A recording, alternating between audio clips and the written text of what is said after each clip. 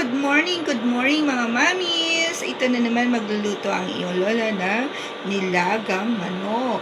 Ayan guys, 2 dishes with 3 reals. So this is the nilagang manok. The manok is free. And also ginisang gulay dahil nagda-diet ang iyong lola. At sasahugan natin ito ng ash. Ayan, ilalagan din natin yan. Kaya adobo po natin to. Actually, 3 dishes nga po pala to. But all the manok is free. Hi everyone! Welcome back to my channel. It's me again, ang iyong lola, the Queen Mother of Super Tipid Budget Meal Tips. Ayan guys, in this episode is magluluto po tayo ng nilagang manok. Ayan, pinapakuluhan na po natin yan. Yan po yung backbone na binigay sa atin na free. So, magluluto tayo ng 2 dishes na ating ginisang repolyo, ginisang gulay at nilagang manok. At the same time, pag aadobo din po ako, i-adobo ko na yung puwet ng manok para hindi na siya masira. So, 3 dishes po tayo ngayon. Kung i-budget po natin to, gumastos lang po natin sa repolyo na maximum 3 reals. Kasi yung buo nun, 2 reals lang guys.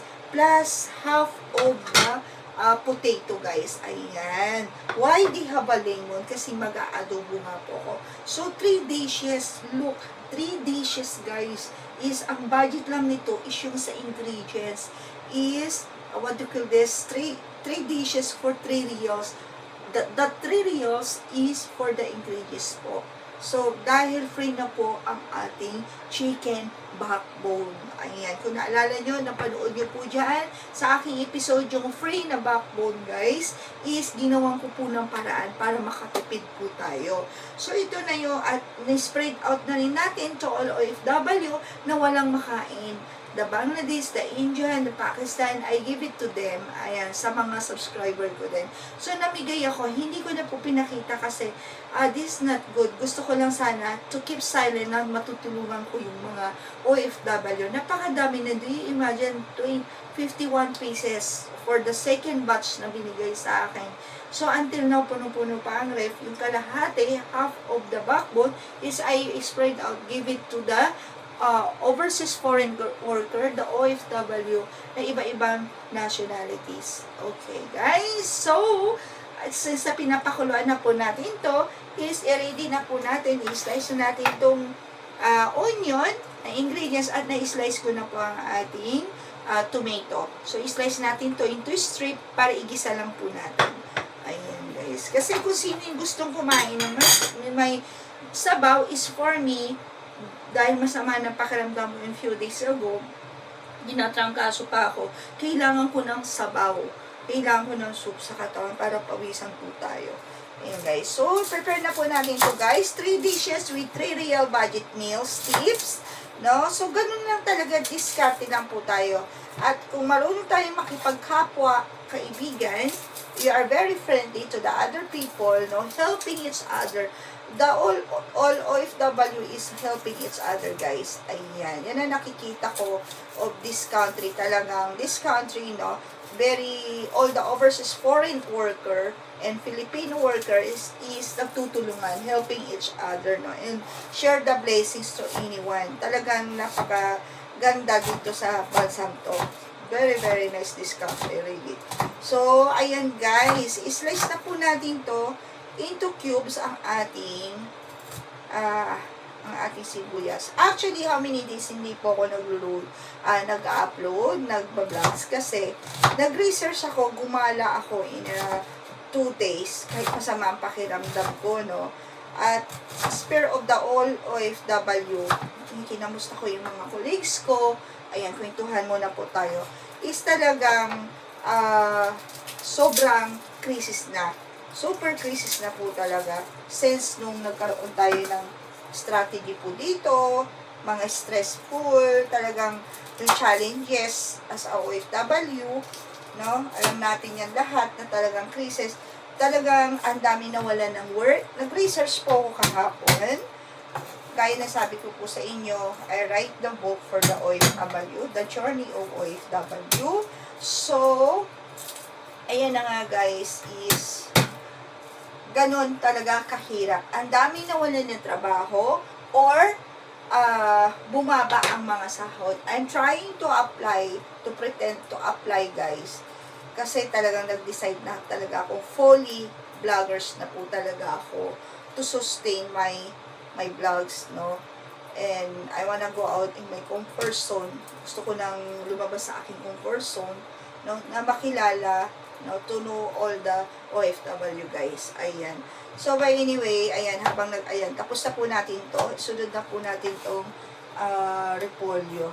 Ayan, guys. So, ang repolyo, guys, is nakakatulong to sa mga high blood. Magluto kayo ulit. Lalo na may mga high blood.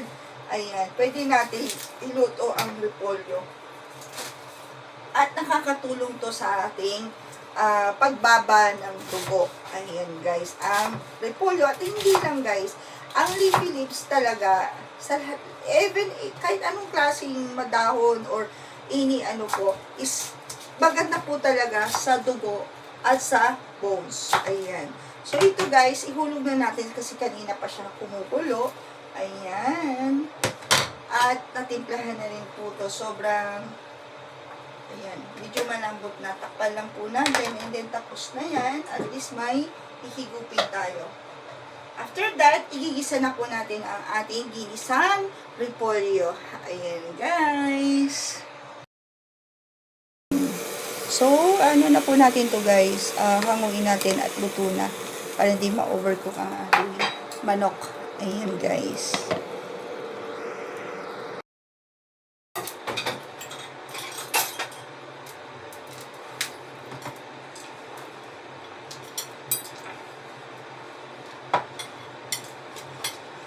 So, igisa na po natin ang ating repolyo. Unahin po natin itong kanya sahog na puwet ng manok. So, iprito muna natin ito, guys, isa-isa.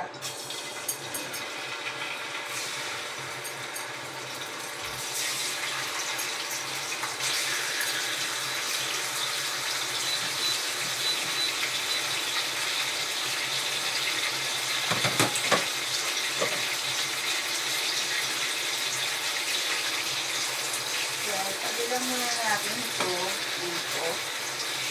And sa gilid, lagay na po natin yung onion sa gilid po dito.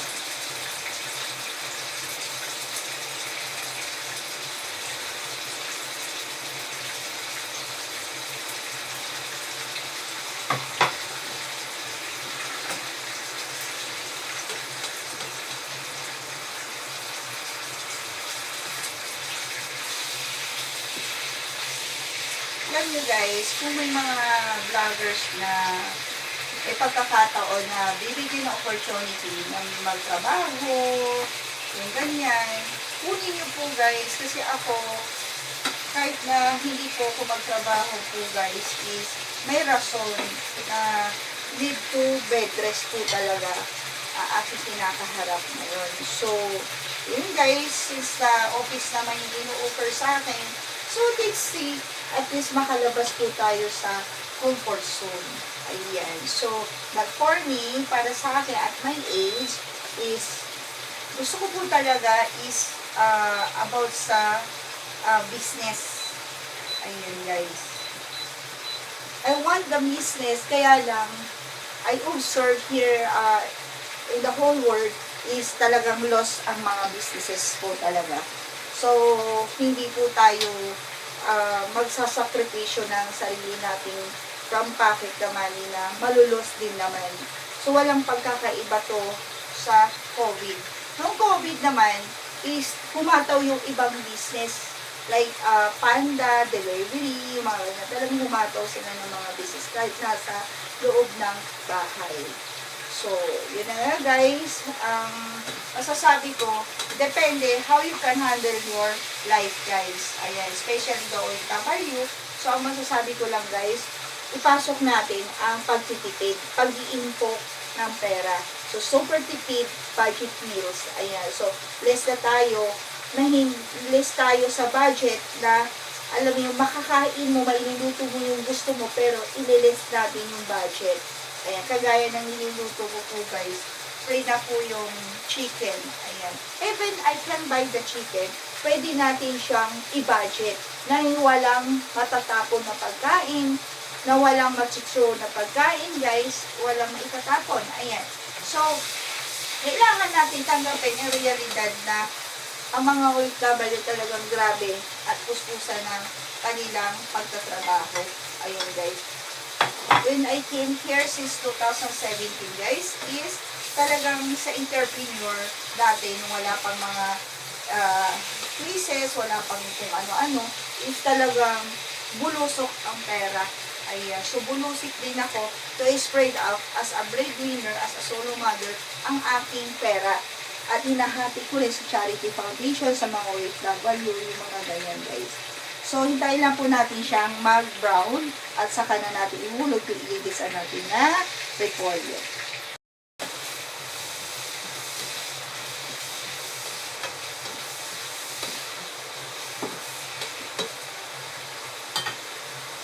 So, ilog na po natin ang ating patatas. Isa lang tayo ng gulay, guys. At half ng nor cubes. Wala na po tayong magic sarap. So, this is lahat po ng niluluto ko. This is from my side. Na isi-share ko po sa inyo how to tipid budget meal tips. Yung mga budgets nyo. So, sa mga nanay, sa mga solo parents is kailangan natin gawa ng diskarte sa buhay, guys. Ayan. So, ayan ang mangyayari. Tayo lang po natin siyang maging crunchy. Parang nag-adobo lang tayo ng gulay. So, hindi pa gaano malambot yung ating patak na natin tong lemon. Ang ating niluto. Ayan. So,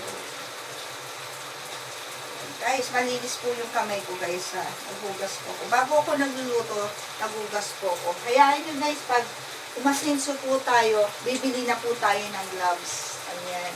Ay. And then, takpan lang po natin to. Kainaan lang ang apoy.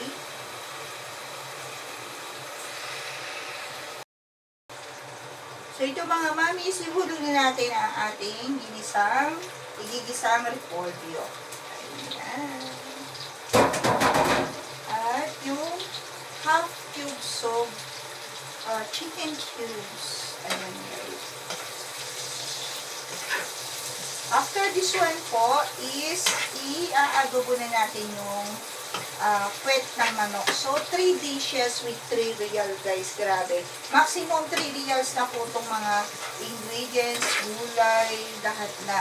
Kasi free naman po yung ating chicken. Ayan. So, kung gagawan po natin ng diskarte sa buhay, guys, is makakaraos tayo kahit ilan pa yung anak mo, kahit mag-isa ka lang sa buhay. No need the lalaki o no need the babae or partner in your life. Oh, my hugot.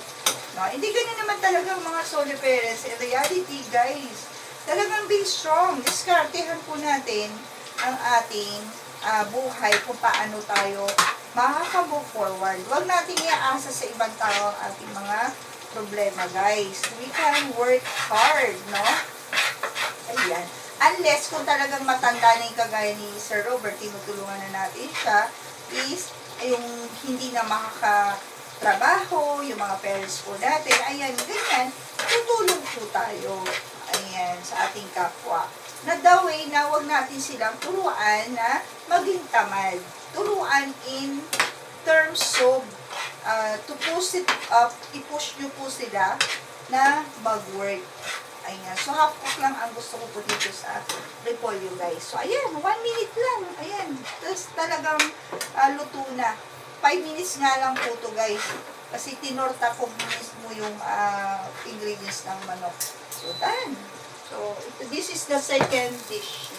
Ito po yung puwit ng manok na palalambutin po natin yan hanggang sa pwede na natin siya igisa at i-adobo. Ayan, guys. So, ipi-plate na po natin. Kuha lang po tayo dito ng pang-plate ng konti. Ayan, guys. So, i-plate na natin, guys, ang ating mga naluto. So, ito ay ang ating ginisang repolyo. Ayan. So, see? Medyo nagmamantika pa siya.